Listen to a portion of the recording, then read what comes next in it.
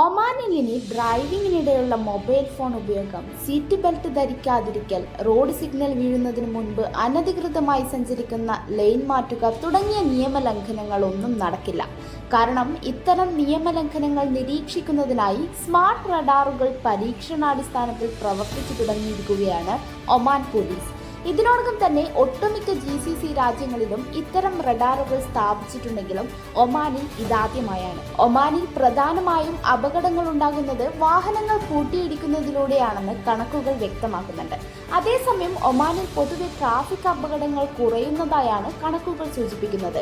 ഈ വർഷത്തിന്റെ ആദ്യ പകുതിയിൽ 37,000-ൽ പരം ട്രാഫിക് അപകടങ്ങൾ റിപ്പോർട്ട് ചെയ്തതിൽ ഗുരുതര അപകടമുണ്ടായത് 7,763 എണ്ണവും 29,600 എണ്ണം താരതമ്യേന ചെറിയ അപകടങ്ങളുമായിരുന്നു. എന്തായാലും ഒമാൻ വാഹനോടമകൾ ഇനി കുറച്ച് ശ്രദ്ധിക്കണം.